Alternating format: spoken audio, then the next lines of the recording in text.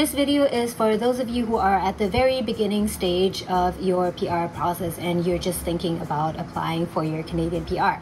And in this video today, I want to talk about 3 things that I wished I knew in advance before I even started with my PR application. And I'm sharing this in the hopes that this might be useful in your own process. Before we start, welcome to my channel, Living in Canada. On this channel, I make videos about daily life in Canada as well as immigrating and moving to Canada. So if these are things that interest you, then make sure to hit the subscribe button, and also in that case, make sure to hit the notification bell and set it to all notifications, because only in that case will YouTube notify you of my upcoming videos. Thank you. The first thing, and this really shows how closed-minded, narrow-minded one can become, is that back then, like 10 years or more ago, I never considered the possibility of applying for PR in Canada. It just never crossed my mind. So just a very short background about me. I grew up in Germany. My parents are from Indonesia. So at one point I moved to Indonesia and also spent some time working there. And then I moved to Singapore. I worked there. And at that time, my only thought was, okay, I want to get a Singaporean PR, either that or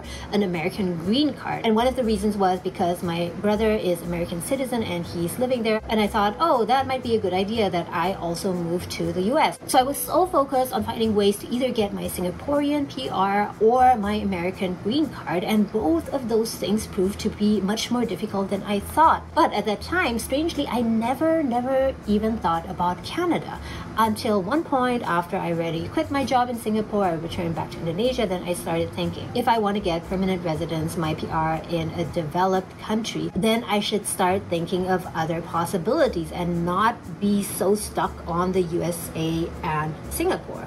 And that's when I started doing my research and started thinking about Canada. So I started researching, reading a lot about Canada, watching a ton of YouTube videos about Canada, and heard all those wonderful things about this promised land of Canada.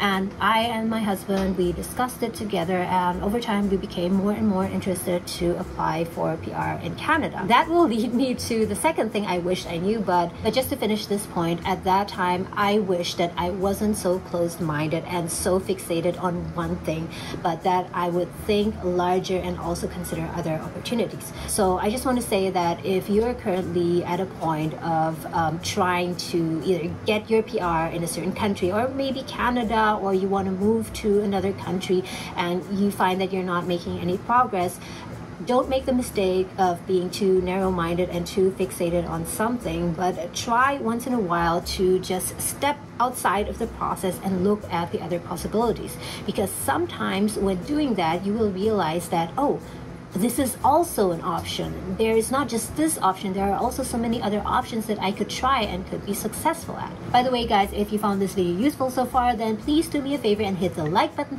so that this video can get out to more people. Thank you. So now let's continue to the second thing that I wish that I knew in advance. And that is that I wish that I knew and researched about the process of getting Canadian PR much earlier and spent time researching it much earlier. I must say that I lost a lot of time in the process. The first time Canadian PR came to my mind was almost 10 years ago, or 8 years or something. So we already had the intention of moving to Canada, but somehow we didn't really process the idea, and we were too concerned about the whole application process, the moving process, and we still had our doubts whether it would work out or not. And we were honestly a bit afraid about all the work it would take to do the move and the risks that we would take and so on. So we were somehow held back by fear, and because of that, we didn't do the research needed early enough. But later on, after we applied for our PR here in Canada, we actually found out that we started our PR application back then, like almost 10 years ago. Even from Indonesia, we might have had an equal chance or even a better chance at that time of getting our PR, even from overseas. So that makes you think, right? You might think that, okay, you need to come to Canada first and apply for your PR, or you need to wait for a long time, really consider it before you start with the application. But no, the correct answer is, if you have the slightest thought of immigrating to Canada, you need to set up an express entry profile if you are planning to go through that route of express entry as soon as possible. Because one of the things that will be counted towards your total points, your score, what is also known as the CRS or comprehensive ranking score, is your age. And the older you get, the less points you will get assigned for your age. And by the way, if you want to know more about the CRS point system, you can check out this video here that I made earlier where I break down all the components of the score. So if we had applied 10 years ago, we would have been able to apply through the Federal Skilled Workers Program, and at that time we might have had a chance to get our PR even from overseas. Of course, this is not a certainty, this is just a speculation. So guys, what I just want to say is that if currently you are overseas and you still have all these doubts and worries about the process, whether you qualify or not, I would just say to you, don't think so much and start with the process. Start researching, first of all, which stream you want to apply through, because there are so many possibilities to apply for PR. One of the examples is the express entry stream, which is for skilled workers. And if you are curious to find out more about this Federal Skilled Workers Program, which is part of the express entry program, you can also click on this video over here after watching this video. So don't waste time, get into it and look at all the requirements you need and start setting up your express entry profile. So when you set up your express entry profile, at that point you are not actually applying, but you are just stating, you are confirming your intent of applying for PR to the Canadian immigration, so they know that you have an interest. So at that point, you're not applying yet. You're just telling them that, hey, I want to move there. I want to immigrate there. Will you accept me or not? And then they will process it. And if you qualify, if you have enough points, only then will they actually invite you. And then they will ask you for all your documents. And only then will you need to send in your application. So don't delay the process any longer if you want to go to Canada. And the third and last thing that I wish I knew before I applied for PR, and this is also connected with number 2, is that I wished I knew that you do not necessarily need to have a Canadian education or Canadian work experience to apply for PR.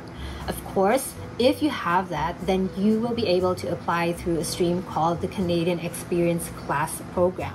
That is part of the Express Entry Program, and it requires you to have 1 year of working experience in Canada. And if you have Canadian education like a master's degree, bachelor's degree, or post-grad certificate, that will also add to your points.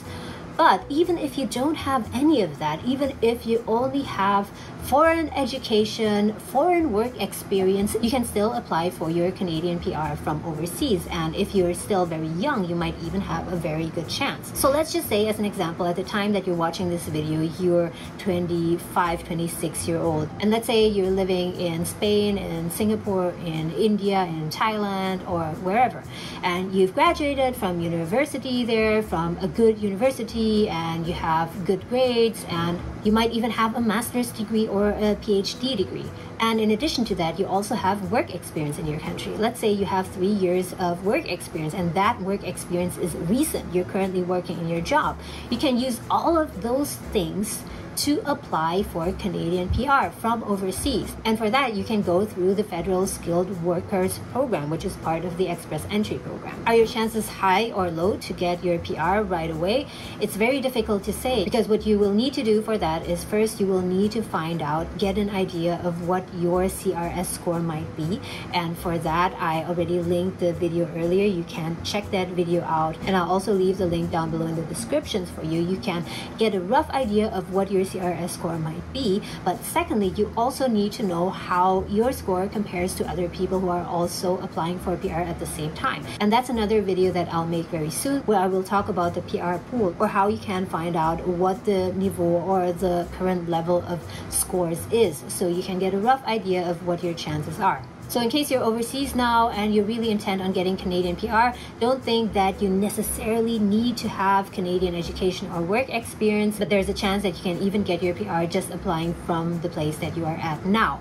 That being said, in case that doesn't work out, you can always still decide to come to Canada and study here and work here, get your Canadian work experience and education, and then apply again through the CEC program. So that can kind of be your backup solution. So before you go that route and spend a lot of money and extra time, first of all, why not try to go through the Federal Skilled Workers Program and just see if you have enough points. But anyway, guys, in case you're already in Canada and you want to know more about the Canadian Experience Class program, for which 1 year of work experience is required, you can also check out this video. I hope this video was useful to you guys. Thank you so much for watching. Leave your questions in the comments down below and I'll try my best to answer them. Have an awesome day and see you again next time.